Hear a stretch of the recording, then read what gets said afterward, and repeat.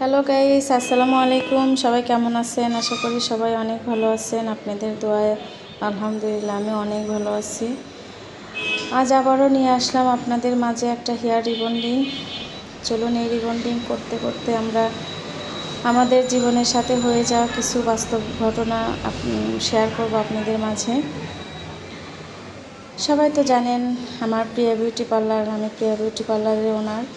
যাই হোক, অনেক সময় অনেক রকমের কাস্টমার আসে। কিছু কাস্টমার আসে, কাস্টমারদের সাথে ভালো ব্যবহার করলে, অনেক সুন্দরভাবে কথা বললে তারা বলে পাম্প দিচ্ছে, হয়তো আরও বারবার যেন আমরা আসি বা কাস্টমার বেশি আসে সেজন্য পাম্প দেয়, এত পাম্প।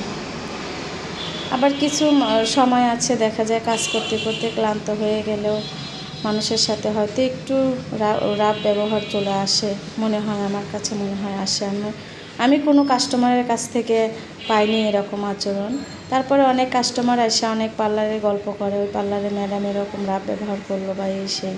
তখন আমার কাছে মনে হয় যে আমি ভালো ব্যবহার করি, তার জন্য বলে পাম্প মারতেছে কাজ করানোর জন্য বা টাকা বেশি রাখার জন্য। আবার অন্যরা খারাপ ব্যবহার করে, সেটাও এসে বলে মানুষ কত প্রকৃতির। যেরকম কোনো কাস্টমার এসে যদি বলে যে আপু একটু কম রাখেন, এই দাম দেবো, এটা সেটা, যদি কম রাখি সেটা বাইরে যা বলে যে কম রেখেছে, মনে হয় মেডিসিন ভালো না, কাস্টমার হয় না এই জন্য কম রাখে। বেশি রাখলেও সমস্যা, বেশি রাখলে বলে এত দাম রাখে, মনে হয় যে চাইলেই পাওয়া যায়। বিভিন্ন রকমের কথা আলোচনা হয়। আসলে মানুষ চেনা বড় দায়, বোঝা বড় দায়। মানুষ মানেই বুঝি এরকম। কই আমরা কখনো কোনো দোকানে যাই এরকম কথা বলি না। আর আমার কাছে মনে হয় পরিচিত যে আমার কাছে ভালো মনে হয়, আমি সবসময় তার দোকানে যে আমি বেশি মার্কেট করলে যে কোনো এক দোকান থেকে, বা গহনা কিনলে যে কোনো এক দোকান থেকে, বা গার্মেন্টসের দোকান যে বলেন, আমার দুটো ছেলে আছে, যেহেতু ছেলের বাবা আছে, তাদের জন্য কেনাকাটা করতে যেতে হয়। আমি যে কোনো এক দোকান থেকেই বেশি কেনাকাটা করি, অত দোকানে ঘুরি না, জানি না কে কেমন হয়। তবে আসলেই মানুষগুলো কেমন জানো, ভালো করলেও উল্টা দিক, খারাপ করলেও উল্টা দিক। ভালো ব্যবহার করলে বলবে পাম্প দিচ্ছি, কম রাখলে বলবে কাস্টমার হয় না, হয়তো টাকার দরকার। কেন যে মানুষ এরকম হয়? মানুষ কেন সহজ সরল কথাগুলো বোঝে না, সবসময় পেঁচানো গোছানো কথা নিয়ে থাকে? আমার কাছে মনে হয় মানুষগুলো যদি সবসময় সরল কথাগুলো বুঝতো, সরল কথাগুলো জানতো, তাহলে বুঝি এরকম কথা বলতো না, যে হয়তো এরকম ব্যবহার করলে তাই মনে হয় তারা ভালো বোঝে না, কি কিছু বুঝি না। তো যাই হোক, অনেক কথা বললাম, অনেক কিছুই বললাম, প্লিজ কেউ মাইন্ডে নেবেন না। আসলে বাস্তব, আমরা যেরকম মানুষ পাই সেরকম কথাগুলোই বললাম। মানুষ এরকমই হয়। তো আজ আমি রিবন্ডিং দেখালাম পুরো, ফার্স্ট থেকে লাস্ট পর্যন্ত পুরোটা কেমন লাগলো অবশ্যই কমেন্ট করে জানাবেন।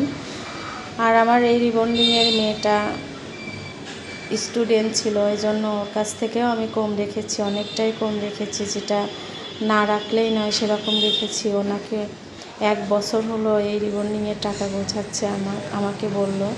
আমি শুনেই তো অনেক খারাপ লাগলো, এই জন্যই আমি ওর কাছ থেকে অনেক টাকাই কম রেখেছি।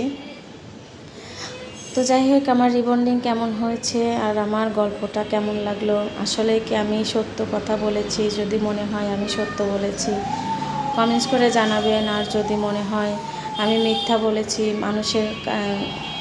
মানুষ নিয়ে এইসব কথা ভাবাটা আমার ঠিক হয় নাই, তাহলে আমি মাপ চাচ্ছি, আমাকে ক্ষমার দৃষ্টিতে দেখবেন, আমাকে কমেন্টস করে জানাবেন। আর আমার রিবন্ডিংটা আপনাদের কাছে কেমন লাগলো সেটাও জানাবেন। আমি একটা ছোট্ট মেয়েকে নিয়ে আমি 8 তারিখের থেকে আজ পর্যন্ত কাজ করতেছি, কারণ দেশের যে অবস্থা, আমার মেয়েরা চট্টগ্রাম, ওদের বাড়ি ছুটিতে গিয়েছে, 8 পিস করে ছুটিতে গিয়েছে। একজন আসার সময় 2 দিন আছে মাত্র, সে ছুটিতে গিয়েছে, আর একজন ছুটিতে গিয়েছে হয়তো প্রথমে। তো 2টা মেয়ে হয়তো 8 পিস করে দিয়েছিলাম, যে অমুক দিন আসবে, হয়তো 2 দিন পরে ও আসবে, ও যাক, এভাবে আমি দিয়েছিলাম। তো তার পরের দিন থেকেই দেশের এই অবস্থা, গাড়ি টাড়ি চলছে না। আর এখন গাড়ি চলছে তো আমি আনতে ভয় পাচ্ছি, কারণ রাস্তার যে অবস্থা হচ্ছে আমি জানি না কী হবে। এজন্য আনতেও ভয় পাচ্ছি। চট্টগ্রাম থেকে মেয়ে নিয়ে আসা, সারা রাত ওরা আসবে, রাস্তায় কিছু হলেও হতে পারে। তাই ছোট একটা মেয়েকে নিয়ে আমি কাজ করতেছি। আমার সবাই তো জানেন আমার আর একটা ছোট বেবি আছে, ওর বয়স 1 বছর। গত 25 তারিখে ওর 1 বছর শেষ হলো। কত যে কষ্ট করে এই ছোটো বাবুটাকে নিয়ে, ছোটো মেয়েটাকে নিয়ে আমি কাজ করছি সেটা আমি জানি আর আমার আল্লাহ জানে। জানি না মনের মতো একটা বিউটিশিয়ান কবে পাবো, নাকি পুরনো বিউটিশিয়ানগুলোই নিয়ে আসবো সেটাও জানি না। তো যাই হোক, আমার রিবন্ডিং, আমার কথাগুলো বা আমার আচরণ ভালো লাগলে অবশ্যই আসবেন প্রিয়া বিউটি পার্লারে। প্রিয়া বিউটি পার্লারের ঠিকানা প্রিয়া বিউটি পার্লার, মনিরামপুর বাজার, শাহজাদপুর, সিরাজগঞ্জ। আর আপনারা তো সবাই আমাকে অনেক ভালোবাসেন, আমিও আপনাদেরকে আসলেই আমার কাস্টমারদেরকে মন থেকে ভালোবাসি।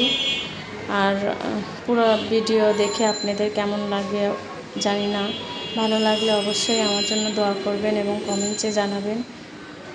সবাই ভালো থাকবেন, সুস্থ থাকবেন, আমার জন্য দোয়া করবেন। আল্লাহ হাফেজ।